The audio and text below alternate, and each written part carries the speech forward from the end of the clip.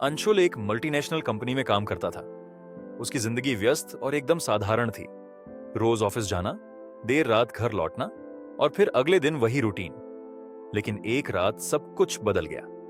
उस रात जब वह घर पहुंचा तो उसका फोन बजा। स्क्रीन पर एक अनजाना नंबर चमक रहा था।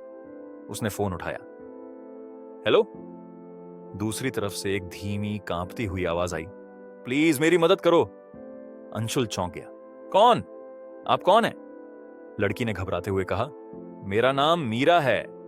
मुझे नहीं पता मैं कहां हूं, लेकिन कोई मेरा पीछा कर रहा है। प्लीज मुझे बचा लो।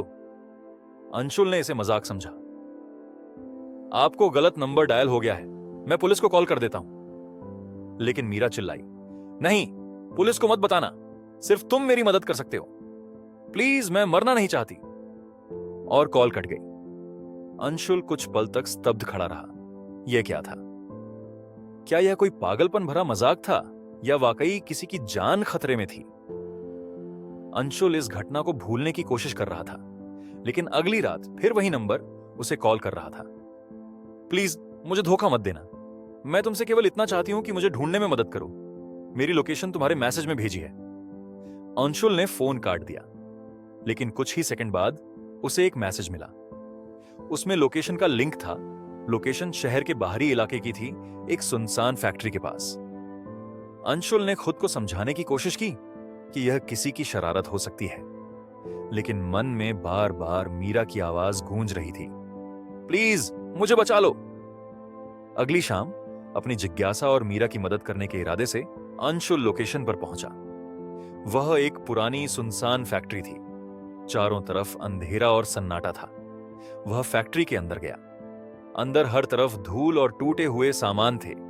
तभी उसे एक कागज का टुकड़ा मिला, जिसमें लिखा था, तुम यहां तक पहुंच गए तो इसका मतलब है कि तुम्हें मुझ पर भरोसा है।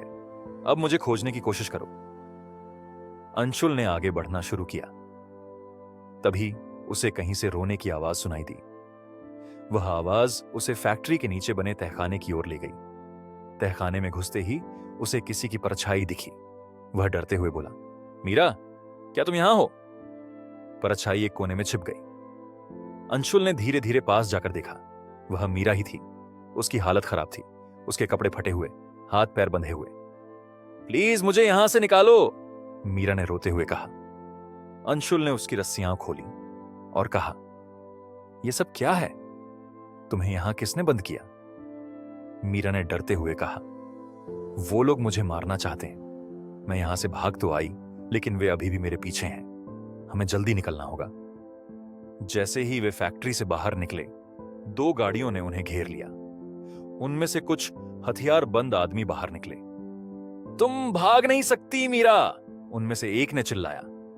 अंशुल ने हिम्मत जुटाई और मीरा से कहा, भागो, मैं उन्हें रोकता हूं। मीरा ने मना किया, नहीं, मैं तुम्हें इसमें नहीं घसीटना चाहती। लेकिन अंशुल ने उसे धक्का देकर दौड़ने को कहा। वह खुद एक लोहे की छड़ी उठाकर उन लोगों का सामना करने लगा। तभी पुलिस के सायरन की आवाज सुनाई दी।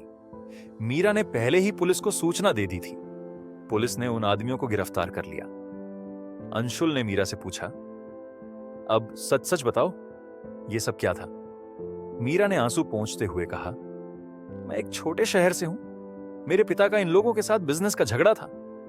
मेरे पिता की हत्या कर दी गई और अब ये मुझे मारना चाहते थे।